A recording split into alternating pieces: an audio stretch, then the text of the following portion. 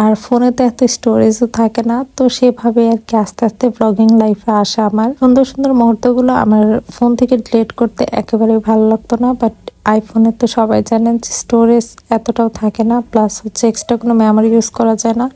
তো সে কারণে আর কি আস্তে আস্তে চিন্তা করলাম যে এমন কোথাও রাখবো যেন পরবর্তীতে স্মৃতি হয়ে থেকে যায়, সব সময় দেখতে যেন পারি।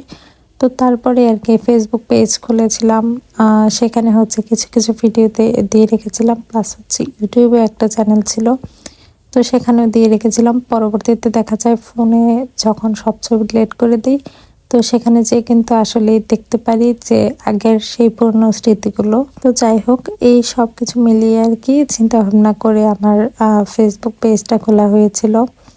আর এখন তো আস্তে আস্তে বড় হচ্ছে, আমরা 12,000-এর পরিবার হয়ে গিয়েছি। আসলে এইসব বিষয় নিয়ে না আমি কখনো এইভাবে ব্লগারদের মতো বলতে পারি না। তো যাই হোক, কথা বলতে বলতে আপনারা দেখতে পাচ্ছেন যে খাওয়া বাদ দিয়ে আম্মার সাথে যে হচ্ছে গল্প করা শুরু করেছিলাম, এরকম একটা অবস্থা। হয়তো বা কোনো কারো সাংসারিক বিষয় নিয়ে কথা বলছিলাম কিনা তাও আমার আসলে খেয়াল নেই, বাট খুব মন দিয়ে আর কি কথাগুলো বলছিলাম, যার কারণে মজার পিঠা খাওয়া বাদ দিয়ে আমি হচ্ছে গল্প করে শুরু করেছিলাম।